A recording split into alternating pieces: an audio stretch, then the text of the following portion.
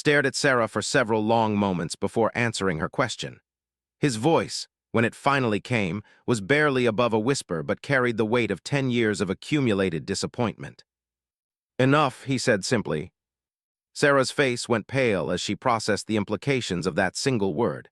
She started to move toward him, her hands reaching out in a gesture that might have been pleading or panic. "Let me explain. You don't understand the context. I was frustrated because—" "Stop," held up one hand, and something in his tone made Sarah freeze mid-sentence. "I understand perfectly. You called just some random black woman.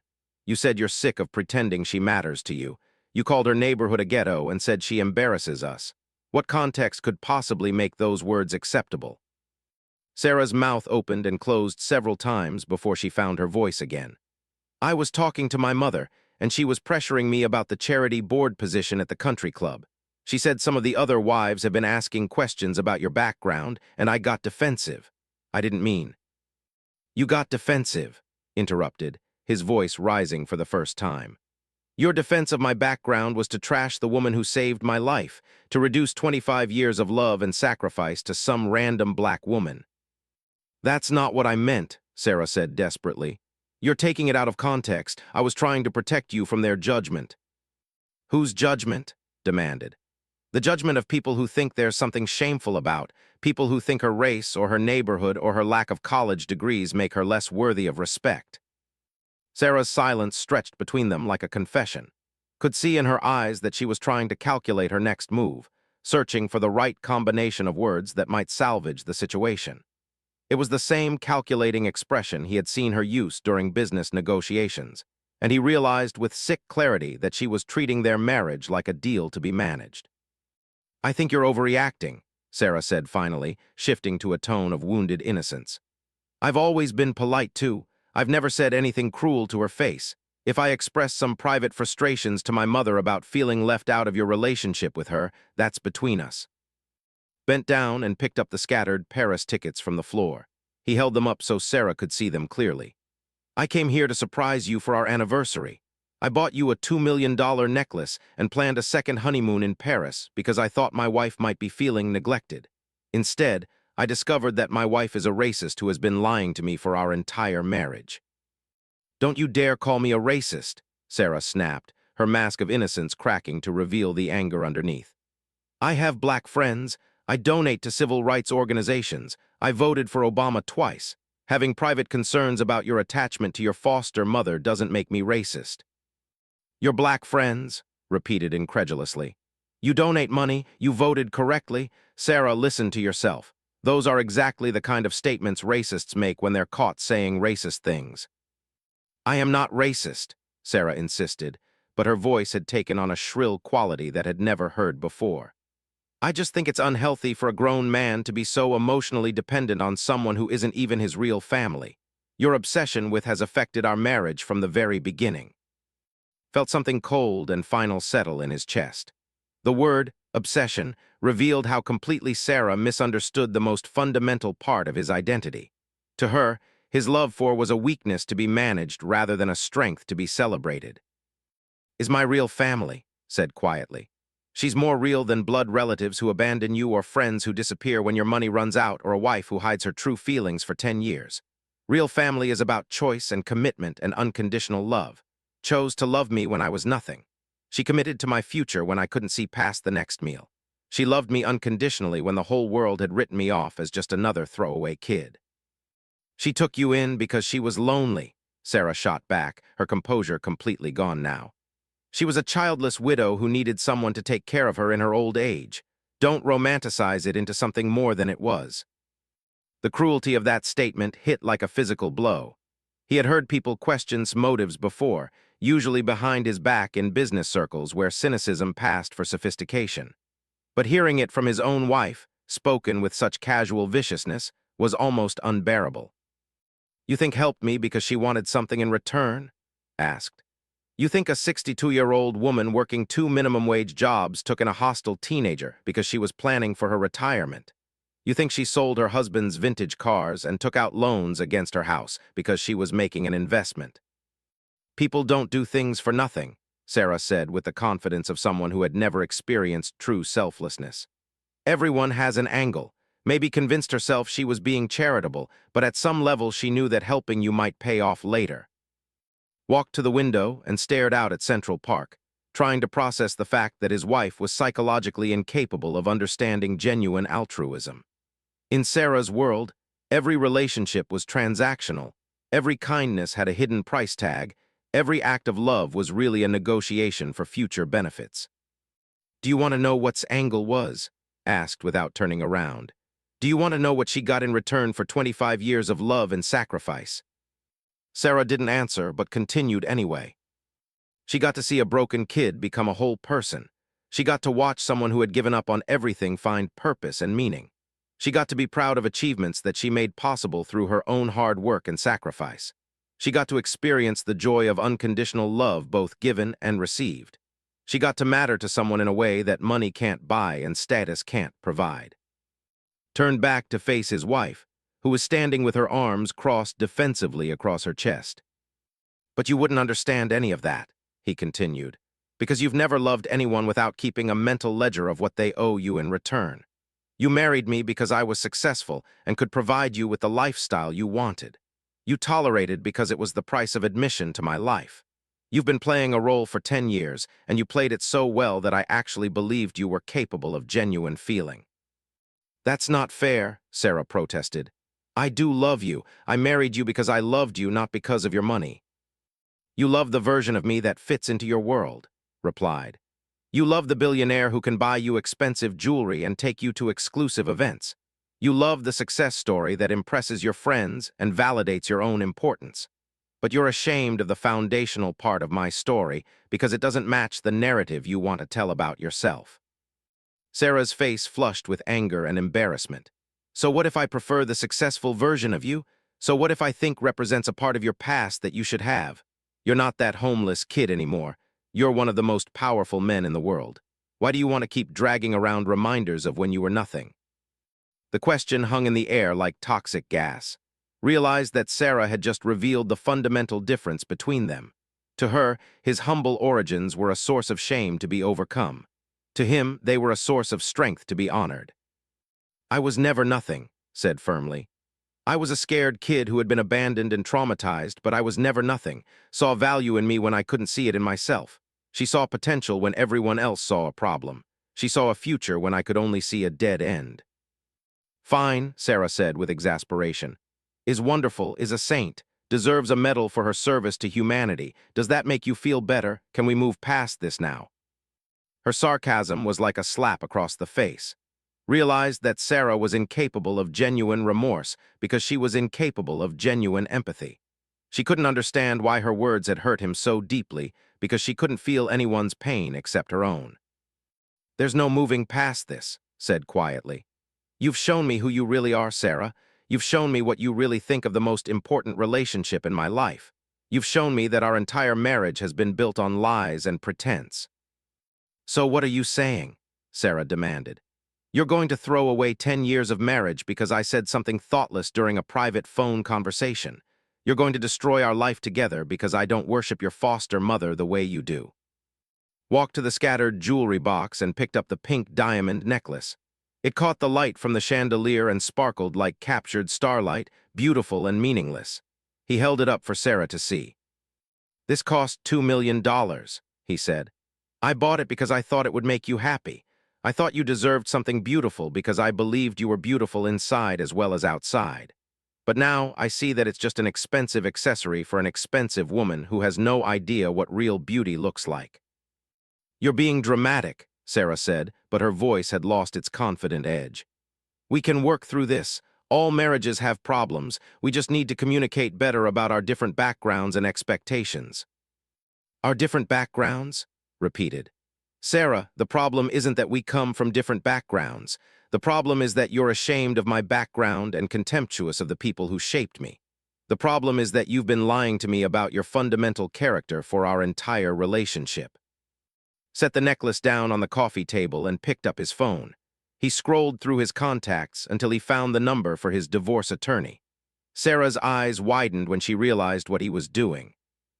"Wait," she said, reaching for his arm. "You're not thinking clearly, you're upset, and you're making a decision you'll regret.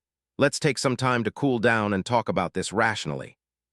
I am thinking clearly for the first time in years, replied, shaking off her touch. I'm seeing our marriage without the filters I've been using to ignore the obvious signs that were fundamentally incompatible. What obvious signs? Sarah asked desperately. We've had a good marriage, we've been happy together, we've built a life that most people can only dream of. Looked around their penthouse apartment with its expensive furniture and priceless artwork. Everything was beautiful and perfectly curated, just like Sarah herself. But it all felt hollow and performative, designed to impress rather than to comfort. We've built a life that looks impressive from the outside, agreed. But what kind of foundation is it built on? What happens when the perfect facade cracks and reveals what's underneath? What's underneath is two people who love each other despite their differences, Sarah said, but her voice lacked conviction. No, said firmly. What's underneath is one person who has been pretending to be someone else in order to keep another person from seeing their true nature. You've been performing the role of a loving wife while secretly despising the most important relationship in my life. Sarah's composure finally cracked completely. Tears started streaming down her cheeks, but could see the calculation behind them. She was crying because she was losing something valuable, not because she understood the pain she had caused. Please don't do this, she sobbed. I'm sorry if I said things that hurt you. I'm sorry if I haven't been as supportive of as I should have been. I can change. I can be better. Can you? Asked. Can you genuinely learn to love and respect the woman who made our marriage possible? Can you stop being ashamed of my origins? Can you embrace the parts of my story that don't fit your image of who I should be? Sarah wiped her eyes and tried to compose herself. Yes, she said. I can do all of those things, just give me a chance to prove it.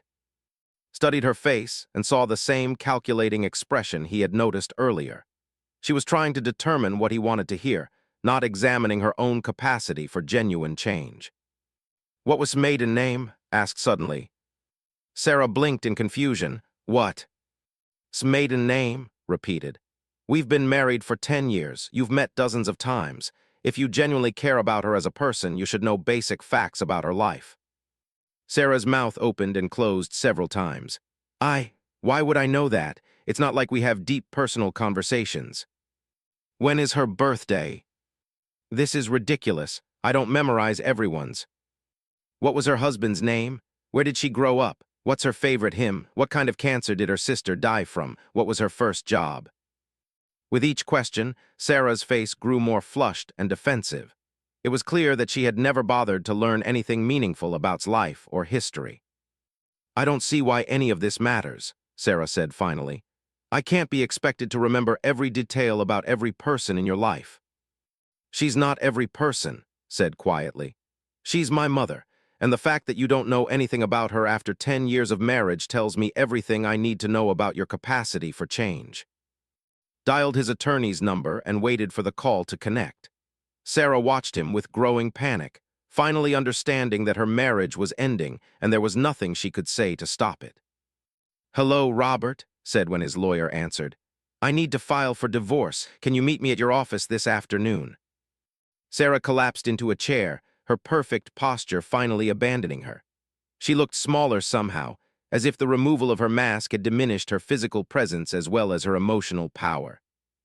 How much is this going to cost me? She asked quietly, her practical nature reasserting itself even in defeat. We have a prenup, replied, ending the call with his attorney. You'll be fine financially, but you'll need to find somewhere else to live. I want you out of this apartment by the end of the week. This is my home too, Sarah protested weakly. No, said. This was never your home. This was just another stage for your performance. A real home is built on honesty and mutual respect and genuine love. Those are things you're incapable of providing. Walked to the door, then paused and turned back to his wife one last time. I'm going to visit now. I'm going to tell her that my marriage is ending, and she's going to comfort me without asking for details or saying, I told you so, even though she saw through you from the very beginning. That's what real love looks like, Sarah. That's what real family does for each other. Sarah didn't respond. She was staring at the scattered anniversary gifts on the floor, probably calculating their resale value and wondering if she could claim them as marital property. Left the penthouse and walked to the elevator, feeling lighter with each step. For the first time in 10 years, he wasn't carrying the weight of Sarah's judgment or the burden of pretending their marriage was something it wasn't. He was free to be himself completely, without apology or explanation. As the elevator descended toward the lobby, thought about's response when he told her about the divorce. She would probably make him a cup of tea and listen without judgment while he processed his feelings. She would remind him that he was worthy of genuine love and that this experience would make him stronger and wiser. She would help him see the positive aspects of his newfound freedom rather than dwelling on the pain of betrayal. That was what real family did. They supported each other through difficult times without keeping score or demanding gratitude. They loved unconditionally, not because it was profitable or convenient, but because love was its own reward. Stepped out of the building into the cool October afternoon and hailed a taxi to take him to Harlem. He was going home to his real family, the woman who had taught him that character mattered more than wealth, that integrity mattered more than status, and that genuine love was the most valuable thing anyone could possess. The taxi ride to Harlem gave time to process the complete collapse of his marriage.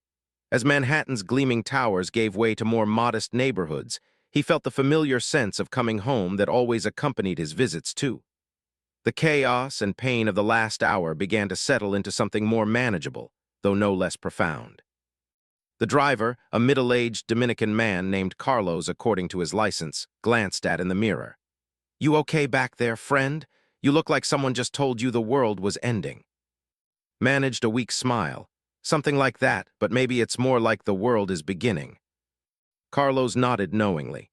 "Ah, one of those days. My grandmother used to say that sometimes God has to tear down the old house before he can build you a better one. Sounds like you're in demolition phase." "Your grandmother sounds like a wise woman." "She was, person I ever knew, and she never made it past 4th grade. But she understood people and life in ways that fancy, educated folks never seem to grasp." Thought about similar wisdom, the way she could cut through complexity and confusion to find the essential truth in any situation.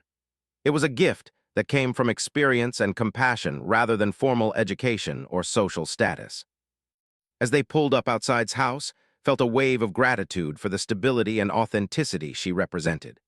Her modest 2-story home stood in sharp contrast to his Manhattan penthouse, but it felt more real and substantial than anywhere else he had ever lived. The house was painted pale yellow with white trim, surrounded by a carefully tended garden. Even in October, there were still late-blooming flowers adding color to the small front yard. A wooden porch swing hung from chains that had installed 2 years ago, and wind chimes made from recycled materials created gentle music in the autumn breeze. Paid the driver and stood on the sidewalk for a moment, gathering his thoughts.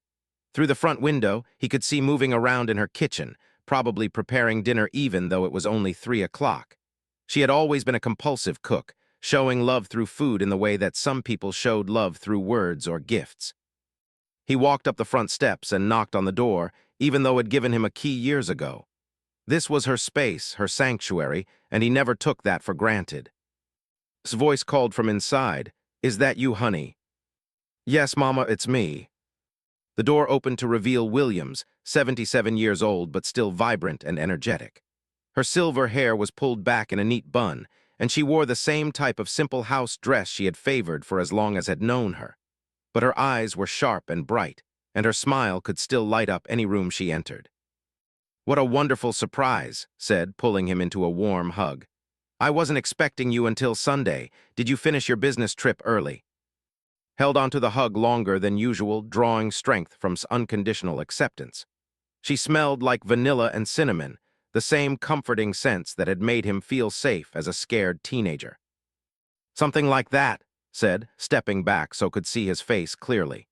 She studied his expression with the same perceptive gaze that had always been able to read his moods and emotions. "You look troubled, baby," said, taking his hand and leading him toward the kitchen. "Come sit down and tell Mama what's weighing on your heart." The kitchen was exactly as remembered from his teenage years, with the same Formica countertops, the same round table with 4 mismatched chairs, and the same collection of coffee mugs hanging from hooks near the stove. Had refused all of offers to renovate or modernize the space, insisting that it worked perfectly fine as it was. "I made a pot roast for dinner," said, checking the oven. There's more than enough for two, and I just pulled a sweet potato pie out to cool, your favorite. Sat down at the kitchen table and watched move around her domain with practiced efficiency. She was still remarkably spry for her age, though he had noticed that she moved a bit more slowly than she used to. The thought of losing her someday was too painful to contemplate, especially after the events of this afternoon. "How did you know to make sweet potato pie today?" asked. "You couldn't have known I was coming." Glanced at him with a mysterious smile. "A mother knows when her child needs comfort food. I woke up this morning with the strongest feeling that I should make your favorite dessert. The Lord works in mysterious ways." She poured him a glass of iced tea and sat down across from him at the table. Her weathered hands folded in her lap, and she waited patiently for him to find the words for whatever was troubling him. "Sarah and I are getting divorced," said simply. There was no gentle way to break the news and deserved his honesty. His expression didn't change, though thought he saw a flicker of something that might have been relief cross her features. She reached across the table and covered his hands with hers. "I'm sorry you're hurting, baby," she said quietly. "Divorce is painful even when it's necessary. Do you want to talk about what happened?" Had expected questions about whether he was sure about his decision or suggestions that he try counseling to save his marriage. His immediate acceptance that the divorce was necessary rather than tragic told him that she had seen through Sarah's facade long before he had. "You never liked her, did you?" asked. Considered the question carefully before answering. "It's not that I didn't like her. Sarah is beautiful and accomplished and comes from a good family, but I never felt like she truly saw you for who you are. I always felt like she was in love with the idea of you rather than the reality of you." "What do you mean?" "Sarah fell in love with your success story," explained. "The poor boy who became a billionaire, the rags-to-riches fairy tale, the prince who could give her a castle and a crown. But fairy tales are just stories. Real love is about accepting someone completely, including all the messy, complicated parts that don't fit the narrative." Thought about Sarah's embarrassment over his background and her dismissive attitude toward herself. "She called you just some random black woman who picked me up off the street. She said she was tired of pretending you mattered to her." His face went very still, but she didn't look surprised or hurt. Instead, she looked sad in the way that someone might feel sorry for a person who was missing out on something beautiful. "Oh, honey," said softly. "I'm sorry she said that to you. I'm sorry you had to hear that kind of ugliness from someone you trusted." "You're not angry?" asked. "What good would anger do?" replied. "Sarah's words say nothing about me and everything about her. She's a woman who's never experienced unconditional love, so she can't recognize it when she sees it. She's never had to depend on the kindness of strangers, so she can't understand what a gift it is when someone chooses to help you for no reason except compassion." Marveled at its ability to respond to cruelty with wisdom rather than bitterness. It was the same quality that had made her reach out to a hostile teenager 25 years ago instead of walking past like everyone else had done. "How did you know?" asked. "How did you see what I couldn't see about her?" Got up to check on the pot roast, using the movement to gather her thoughts. "You remember when you first brought her to meet me?" she asked. "We had dinner right here at this table, and I made my famous fried chicken." Nodded. He remembered being nervous about introducing the two most important women in his life, hoping they would like each other. "Sarah spent the whole evening talking about herself," continued. "Her job, her travels, her family, her opinions about everything from politics to interior decorating. She never asked me a single question about my life or my experiences. She never showed any curiosity about the woman who raised the man she claimed to love." Thought back to that dinner and realized was right. Sarah had dominated the conversation, treating like an audience rather than a participant. "But what really concerned me," said, returning to the table, "was how she talked about you. She kept referring to your transformation and your amazing journey like you were a completely different person than the boy I raised. She seemed proud of you for escaping your past rather than honoring the experiences that shaped your character." "I didn't notice any of that at the time," admitted. "You were in love," said with understanding. "Love makes us see what we want to see instead of what's really there, and Sarah is very good at telling people what they want to hear." "How could I have been so blind for so long?" Reached across the table and took his hands again. "Baby, you weren't blind. You were hopeful. There's a difference. Hope is one of your greatest strengths, even when it leads you down the wrong path sometimes. The fact that you believed Sarah could love you the way you deserved to be loved shows that you know your own worth. Felt tears threatening for the first time since leaving his apartment. His unconditional support in the midst of his failure and humiliation was almost too much to bear.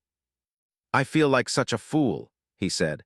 10 years of my life wasted on someone who was ashamed of everything that made me who I am. Not wasted, corrected firmly. Those 10 years taught you important lessons about what you need in a partner and what you won't accept. They showed you the difference between someone who loves your achievements and someone who loves your character. They prepared you to recognize genuine love when it comes into your life. What if I never find genuine love? Asked. What if Sarah was right and I'm too damaged from my childhood to have healthy relationships? His eyes flashed with something that might have been anger, the first strong emotion she had shown since arrived. Don't you ever let anyone tell you that surviving trauma makes you less worthy of love, she said forcefully. Your childhood experiences didn't damage you. They made you compassionate and resilient and determined. They gave you the strength to build something meaningful with your life. She got up and walked to a bookshelf in the corner of the kitchen, returning with a photo album that had seen many times before. She flipped through the pages until she found what she was looking for, a picture of at 18, wearing his graduation cap and gown, standing between and his high school principal. Look at this young man, said, pointing to the photo. Do you see someone damaged? I see someone who overcame impossible odds through sheer determination and the grace of God. I see someone who turned pain into purpose and obstacles into opportunities. Studied the photo and tried to see himself through size. The 18-year-old in the picture looked proud but uncertain, hopeful but strong but vulnerable. He was all contradictions and possibilities. Sarah never understood that your past is your strength, not your weakness, continued. She wanted you to be ashamed of where you came from because it didn't fit her idea of what a billionaire's origin story should look like. But there's no shame in being abandoned or traumatized or poor. The shame belongs to the people who abandon children and create trauma and ignore poverty. Flip to another page showing at 21, receiving his bachelor's degree from MIT. Was in the audience, beaming with pride despite the fact that she was the only black face in a sea of white families. You know what I see when I look at these pictures? Asked. I see a young man who refused to let circumstances define his future. I see someone who understood that love and hard work could overcome any obstacle. I see my greatest accomplishment not because of what you achieved, but because of who you became. Wiped his eyes with the back of his hand. I don't know what I would have done without you, Mama. I don't know who I would have become. You would have been fine, said confidently. Maybe it would have taken longer, maybe the path would have been harder, but you have something inside you that can't be destroyed by circumstances. That's why I knew you were special from the very first day. What did you see in an angry, scared, half-starved teenager that made you think I was worth the risk? Closed the photo album and looked directly into his eyes. I saw myself, she said simply. I saw a child who had been failed by every adult who was supposed to protect them but who still had fight left inside. I saw someone who needed what I needed when I was your age, just one person who believed in them unconditionally.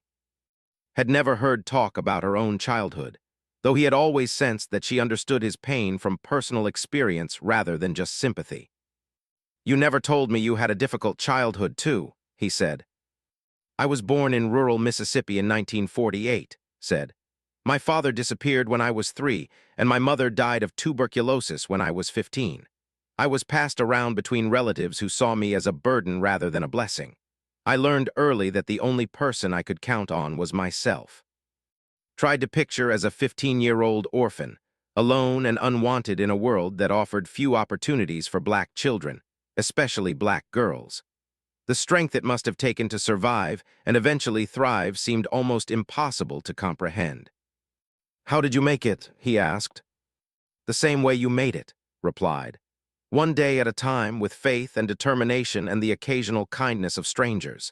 And eventually I found my way to New York, where I met your father figure, James Williams. He was a good man who saw past my rough edges to the woman I could become. His late husband had died 5 years before came into her life. Realized now that taking in a troubled teenager had been his way of honoring her husband's memory and paying forward the love she had received. James always said that love wasn't something you saved up for special occasions, continued. He said love was something you spent freely because the more you gave away, the more you had to give. When I found you collapsed outside my store, I heard James's voice telling me that this was my chance to love someone the way he had loved me.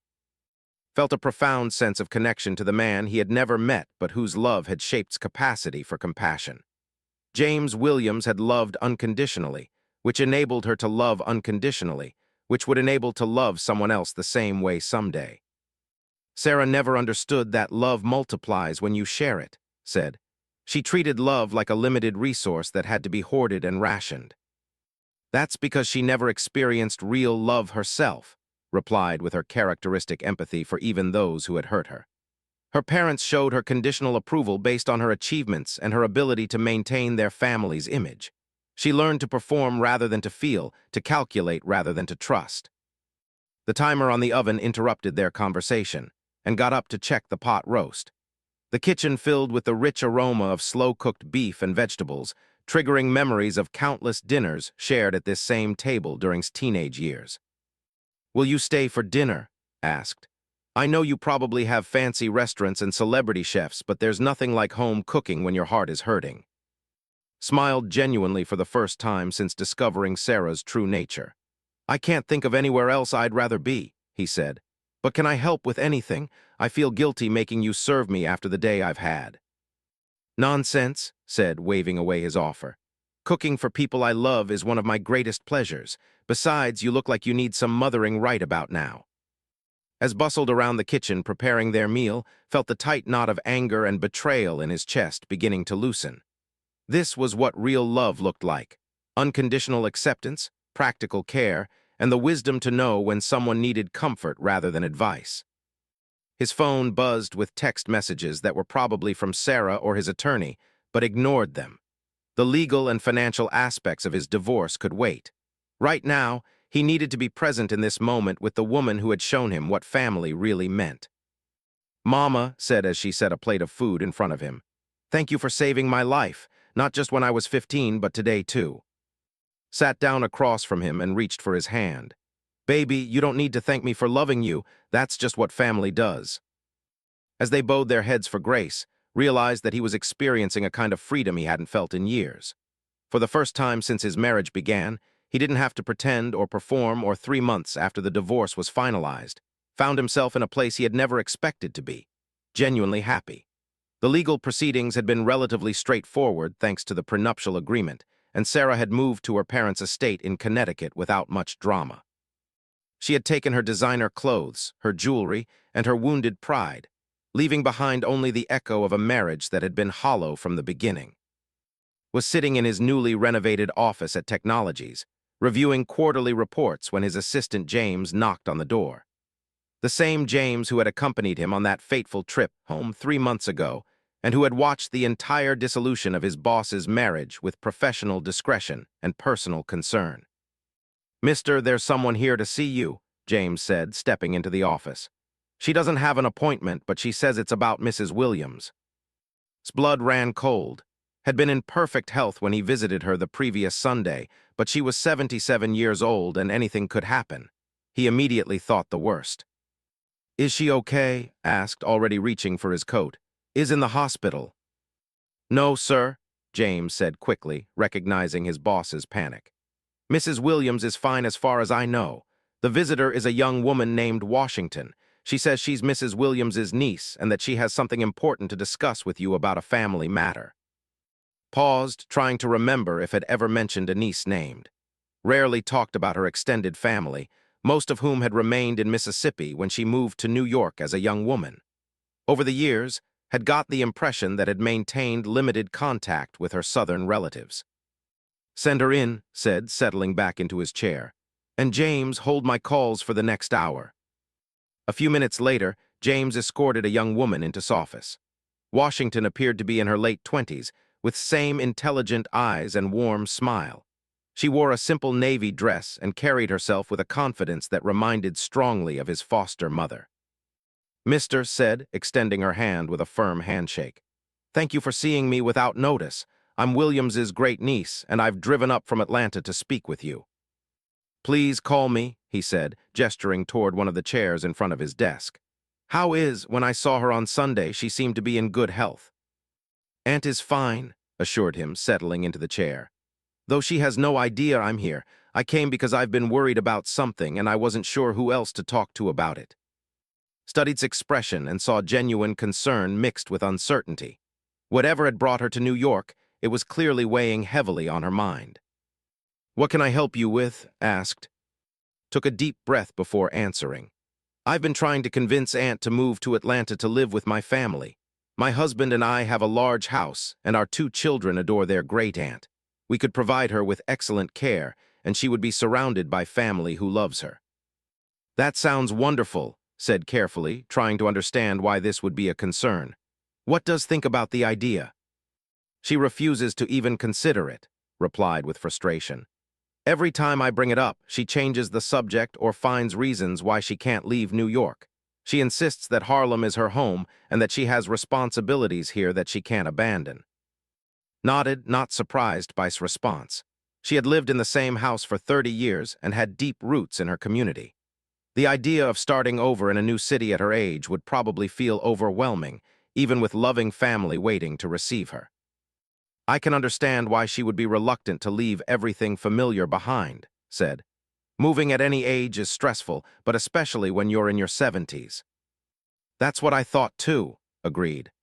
"But then I started digging deeper into her reasons for staying, and I discovered something that made me realize why she's really refusing to leave." Paused and looked directly at before continuing. "She's staying because of you, mister. She's staying because she believes you still need her, and she doesn't want to abandon the son she raised." Felt his throat tighten with unexpected emotion. He had always known that loved him deeply, but the idea that she would sacrifice her own comfort and family connections to remain available to him was almost overwhelming. "I appreciates loyalty," said quietly, "but I would never want her to make decisions based on what she thinks I need. She's given me enough. She deserves to spend her retirement surrounded by family and who can take care of her properly." "That's exactly what I was hoping you would say," replied with obvious relief. "Because I think you might be the only person who can convince her to make this move. She won't listen to me or to any of our other relatives, but she might listen to you." Considered the situation carefully. He visited every week and called her every few days, but she had never mentioned feeling obligated to stay in New York because of him. In fact, she had always encouraged him to live his own life and make his own decisions without worrying about her. "Has actually said that she's staying because of me?" asked. "Or is this your interpretation of her reasons?" Shifted uncomfortably in her chair. "She hasn't said it directly, but it's obvious if you know what to look for. Every time I mention moving to Atlanta, she immediately starts talking about her weekly visits with you and how important it is for her to be available when you need her. She talks about your recent divorce and how difficult this transition period must be for you." Realized that protective instincts were causing her to prioritize his emotional well-being over her own practical needs, just as she had done throughout his teenage years. Even now, 25 years later, she was putting his interests ahead of her own. "What kind of care would she receive in Atlanta?" asked. "Would she have her own space and independence, or would she be dependent on your family for everything?" "We've converted the entire first floor of our house into a self-contained apartment," explained. "She would have her own bedroom, bathroom, sitting room, and kitchenette. She could cook for herself or join us for meals, whatever she preferred. Our children are 8 and 11, old enough to be respectful but young enough to benefit from having their great-aunt's wisdom and love." "And medically, what if she develops health problems as she gets older?" "Atlanta has excellent medical facilities, and my husband is a nurse practitioner. We're fully prepared to handle any health issues that might arise. Plus, she would have the emotional support of being surrounded by family instead of living alone in a neighborhood that's becoming less safe every year." Knew that neighborhood had indeed changed over the past decade. While it wasn't dangerous, it was no longer the tight-knit community it had been when she first moved there. Many of her longtime neighbors had moved away or passed away, leaving her more isolated than she had been in previous years. "Have you discussed the practical aspects of this move with?" asked. "What would happen to her house, her belongings, her connections to local organizations?" "We could help her sell the house and arrange for movers to bring anything she wants to keep," replied. "As for her volunteer work, There are plenty of opportunities in Atlanta for someone with her skills and experience. She could start fresh and build new connections while staying close to family. Could see the logic in his proposal, but he also understood his reluctance to leave everything familiar behind. The decision to uproot her entire life at 77 was not something to be taken lightly, even with loving family support waiting in Atlanta. "I appreciate you coming to me with this," said finally. "But I need to ask you something important. Are you suggesting this move because you genuinely believe it would be better for, or because you're worried about the burden of caring for an elderly relative from a distance?" His face flushed slightly, but she maintained eye contact with. "Both," she admitted. "I do think it would be better for her to be surrounded by family as she ages, but I'm also worried about what happens if she has a medical emergency or starts showing signs of cognitive decline. Right now, you're the only person checking on her regularly, and that's a lot of responsibility for someone who isn't actually family." Appreciated his honesty, even though her last comment stung a little. He was family in every way that mattered, but he understood that legal and biological relationships carried different responsibilities than emotional ones. "Let me think about this," said. "I want to talk to myself and get a better understanding of her feelings about the situation. I don't want to pressure her into anything, but I also don't want her to sacrifice her own well-being because she feels obligated to take care of me." "Thank you," said, standing up and extending her hand again. "I was hoping you would be willing to have an honest conversation with her about this. She respects your opinion more than anyone else's." After left, sat in his office thinking about the conversation. He had never considered the possibility that might be limiting her own options because she felt responsible for his emotional well-being.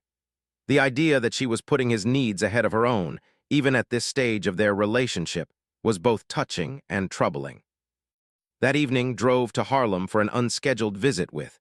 He found her in her garden, pulling weeds from her flower beds despite the gathering darkness. She looked up when she heard his car door slam, and her face immediately lit up with pleasure. She called out, brushing dirt from her hands. "What a lovely surprise. I was just finishing up out here before it got too dark to see." "You shouldn't be gardening in the dark, Mama," said, walking over to help her gather her tools. "What if you trip and fall?" "I've been gardening in this yard for 30 years, replied with a laugh. "I could tend these flower beds blindfolded. Besides, the autumn cleanup can't wait forever."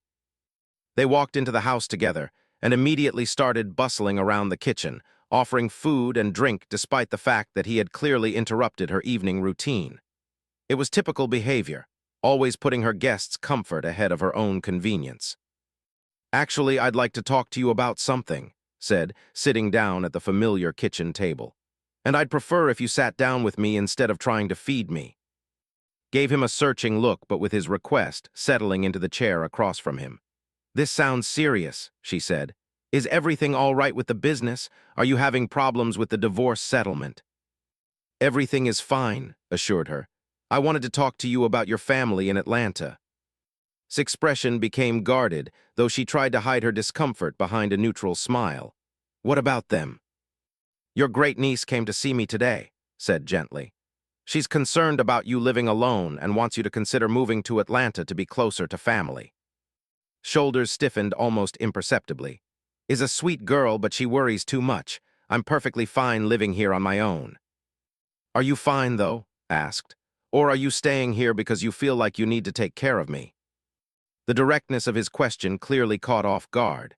She opened her mouth to give what was probably going to be a diplomatic non-answer, then closed it again when she saw the seriousness in his expression. "I don't know what told you," said carefully, "but I'm staying here because this is my home. I have roots here, responsibilities, a life that I've built over 3 decades. "Mama," said softly, reaching across the table to cover her hands with his. "I need you to be completely honest with me. Are you staying in New York because you're worried about abandoning me?"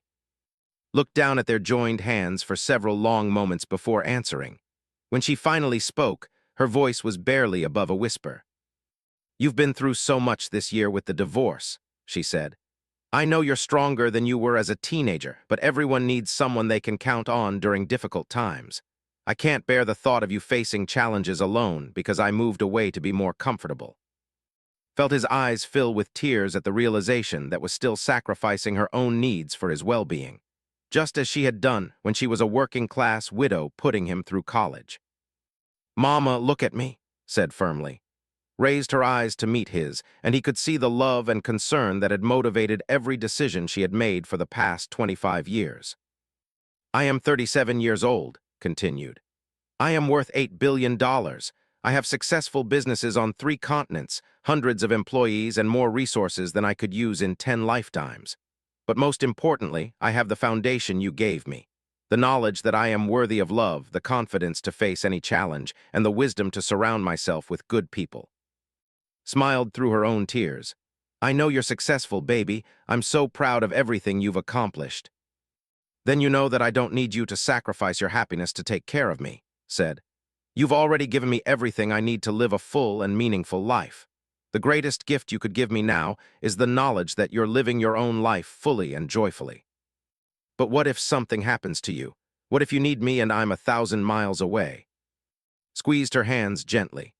"Then I'll get on a plane and come to Atlanta, or I'll fly you back to New York, or we'll handle it over the phone like any other family separated by distance. The important thing is that you'll be surrounded by people who love you and can take care of you properly." Was quiet for several minutes, processing the conversation. Could see her internal struggle between her protective instincts and her recognition that he was right. "I've lived in this house for so long," she said finally. "I can't imagine starting over somewhere else at my age." "You wouldn't be starting over," corrected. "You would be continuing your life in a new place with better support and more family around you, and you wouldn't be losing me. I would visit you in Atlanta just as often as I visit you here. Maybe more often, since I wouldn't have to worry about you living alone." Looked around her kitchen, taking in the familiar surroundings that had been her home base for 3 decades. "It's a big decision," she said. "It is," agreed. "And it's your decision to make. But I want you to make it based on what's best for you, not what you think is best for me. I want you to trust that the man you raised is strong enough to handle his own life and generous enough to want the best possible future for the woman who made it all possible." As they sat together in the quiet kitchen, realized that this conversation represented a fundamental shift in their relationship. For the first time, he was the one taking care of instead of the other way around. It was his turn to put her needs ahead of his own preferences, just as she had done for him countless T6 months later.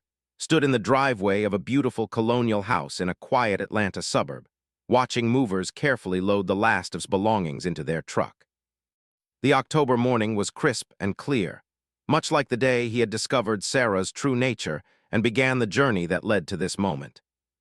Emerged from the house carrying a small potted plant, one of the few items she had insisted on bringing in the car rather than trusting to the movers. It was a cutting from her late husband James had planted in their first apartment 40 years ago. Through multiple moves and decades of care, she had kept that plant alive as a living connection to the love that had shaped her understanding of family. "Ready for your new adventure, Mama?" asked, taking the plant from her hands so she could lock the front door of the house that had been her home for 30 years. "As ready as anyone can be for starting over at 77, replied with a mixture of excitement and nervousness. "Though I keep reminding myself that this isn't really starting over, it's just changing locations." Loaded suitcase into the backseat of his car while she took one last look at the house and neighborhood that had been the backdrop for some of the most meaningful years of both their lives.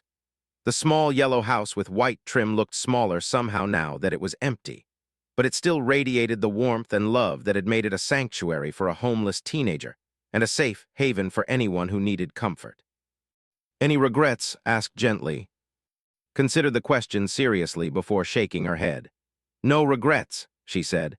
"This house served its purpose beautifully, but it's time for it to serve someone else's purpose, and I'm excited to see what this next chapter holds for both of us." The decision to move to Atlanta hadn't been easy, but once made up her mind, she had approached the transition with her characteristic determination and grace. She had spent weeks going through decades of accumulated belongings, keeping items with sentimental value, and donating everything else to local charities. She had said goodbye to her volunteer commitments and made arrangements to stay in touch with the few remaining neighbors who had become genuine friends.